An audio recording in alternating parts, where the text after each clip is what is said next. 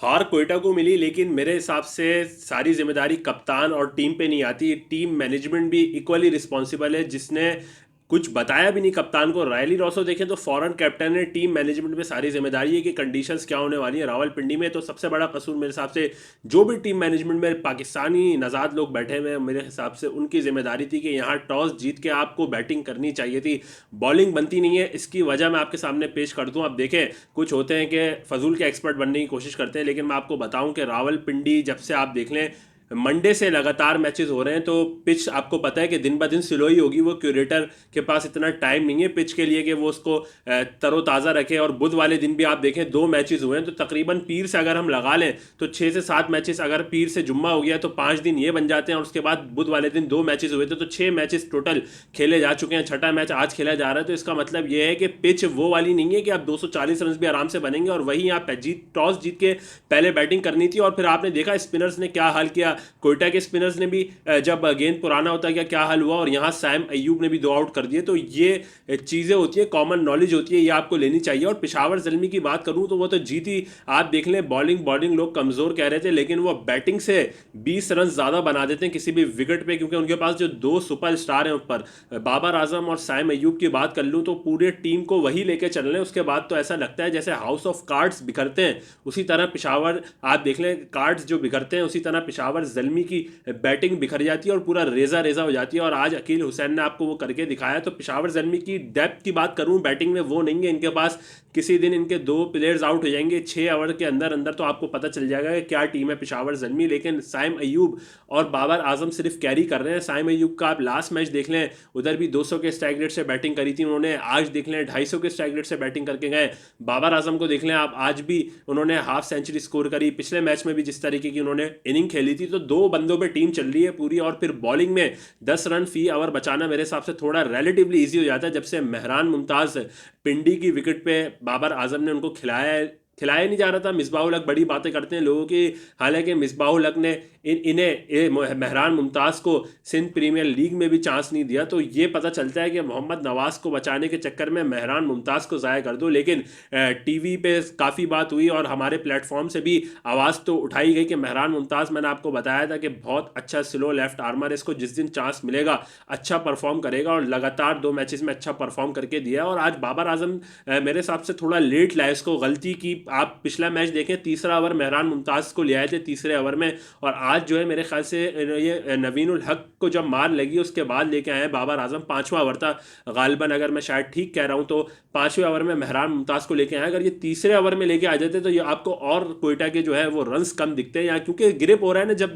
गेंद ग्रिप होगा, स्लो होगा, तो वहाँ स्पिनर्स को हिट लगती नहीं है। और जितना पहाड़ जैसा टोटल था इस विकेट पे, लोगों को दिख रहा है कि आखिर में जल्मी ने रन नहीं बनाया। भाई आखिर में तो बहुत आप गनीमत जाने के आमिर ने भी आखिरी में 16-17 रन दे दिए। लॉरी इवेंस को एज अ विकेट कीपर खिला रही है कोयटा। तो आप सोच लेंगे इनकी टीम मैनेजमेंट क्या सोच रही है, जब बिस्मिल्लाह खान आपके पास बैठा हुआ हो, सज्जाद अली बैठा हुआ हो, उमैर बिन यूसुफ भी मैं कहता हूँ इससे अच्छी विकेट कीपिंग कर लेता होगा। पार्ट टाइम में ख्वाजा नाफे भी विकेट कीपिंग करता है। तो आपने लॉरी एवेंस को खिलाया, शर्फेन रदरफोर्ड को बाहर बिठा दिया, ये बात समझ में आई नहीं। अगर वो इंजर्ड है तो कोई कमेंट में मुझे बता दिएगा, लेकिन मेरे हिसाब से ऐसी कोई न्यूज़ आई नहीं है कि शर्फेन रदरफोर्ड इंजर्ड है या अपने मुल्क वापस रवाना हो गए। तो शर्फेन रदरफोर्ड को बिठाना ये बात समझ से बाहर है, जिसने कराची किंग्स के खिलाफ आप देख लें जो मैच जितवाया। तो आपको देखें तो कोयटा ग्लैडिएटर्स के तो 3 बंदे मुझे दिखते हैं बैटिंग में, शर्फेन रदरफोर्ड जो, और ऊपर से आप देख लें सऊद शकील और ख्वाजा नाफे ने एक मैच जिताया जिस पे बड़ी बात हो रही थी। तो मैं यही बात कह रहा हूं कि जिस तरीके की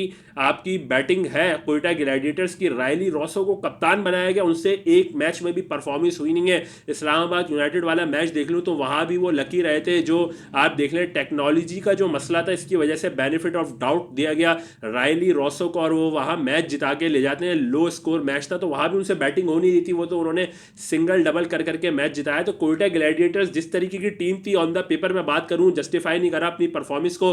और सबसे पहले कैप्टनसी पाऊंगा रायली रॉसो की, कि आपने स्पिनर से ओवर ही नहीं करवाया पावर प्ले में। मतलब हैरत है, साइम अयूब पहला ओवर करता है यहाँ रावलपिंडी की विकेट पे 5 वाइड, देता है, उसके बावजूद भी 10 रन देता है। तो विकेट भाई सिलोती, यहाँ आपको स्पिनर लगाना चाहिए था। अकील हुसैन जो पावर प्ले में बॉलिंग करता है, आप उसको पावर प्ले के बाद बॉल दे रहे हो क्योंकि साइम अयूब उसको छक्के ना मार दे। तो भाई ये कहीं नहीं होता कि अगर लेफ्ट हैंडेड बैट्समैन खड़ा हुआ है तो लेफ्ट हैंडेड बॉलर बॉलिंग ही नहीं करेगा। मेहरान मुमताज़ ने करी नहीं करी, सऊद शकील को आउट किया नहीं किया। तो ये बात नहीं होती कि आप लेफ्ट हैंडेड के सामने स्लो लेफ्ट आर्म को बॉलर नहीं दोगे। ये हमारे पाकिस्तान में मुझे लगता है ज़्यादा बना दी गई है ये चीज़। डेटा के हवाले से ऐसा कुछ भी नहीं है। और मेहरान मुमताज़ क्वालिटी है, देखें उसने आउट करके दिया। आप अपने अकील हुसैन पे ट्रस्ट नहीं करोगे तो किस तरह? बाद में भी तो उसने आउट किया ना। अगर वो पहले कर देता साइम अयूब, बाबर आजम, तो फिर मैच का पासा पलट जाता। और ज़ल्मी की फॉर्म नहीं है, ज़ल्मी के बैट्समैनों की फॉर्म नहीं है। टॉम कॉलर, कैडमोर पूरा टूर्नामेंट स्ट्रगल कर रहे हैं। हारिस पर्ची को देख ले, दोबारा पेशावर ज़ल्मी लाइए। हसीबुल्ला को खिलाया नहीं था इन्होंने शुरू में,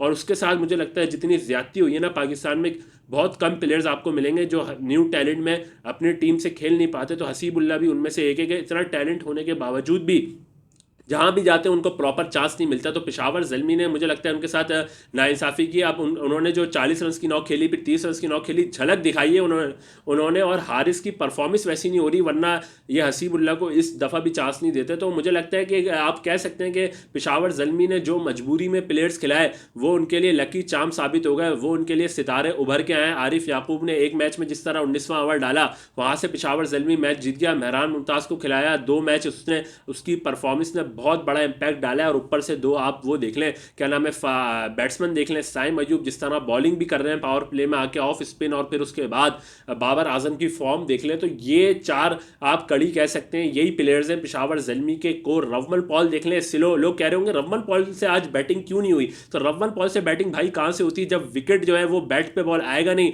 मोहम्मद हसनैन को देख लें, पेस की लोग बात करते हैं ना, ज़्यादा पेस होगा तो बहुत अच्छा बॉलर है यार, 145 वाला है तो बहुत अच्छी बॉलिंग करेगा। देख लिया उसका हशर क्या हुआ है मोहम्मद हसनैन का। क्योंकि जब आपके पास लाइन और लेंथ नहीं होगी और जहां स्लो विकेट होगी, तो जहां स्लो विकेट होगी आप पेस दोगे, आराम से बैट्समैन टाइम करेगा। बाबर आजम ने देखे उनका क्या हशर किया। तो बाबर आजम को तो पसंद है पेस, आप उसको 150 पे भी गेंद करोगे वो आराम से टाइम करेगा, चौके लेगा। और उसने वही किया, आज उसको ज़्यादा ज़रूरत नहीं थी। तो मोहम्मद हसनैन की भी अकल मुझे लगता है उनकी भी घुटनों में ही है कि जब पता है कि यहाँ स्लो गेंद करनी है, अब मतलब कोई जजमेंट ही नहीं है ना। टीम मैनेजमेंट भी जब विकेट नहीं पढ़ पा रही तो प्लेयर्स क्या पढ़ लेंगे? तो वही हुआ। और पेशावर ज़ल्मी ने जिस तरीके से देखें आप सेकंड इनिंग्स में बॉलिंग की है, बाबर आजम समझ गए, साइम अयूब को पहले लाए, मेहरान मुमताज़ को नवीन उल हक के बाद के ओवर के बाद लाए, लेकिन वो भी एक गलती थी चले।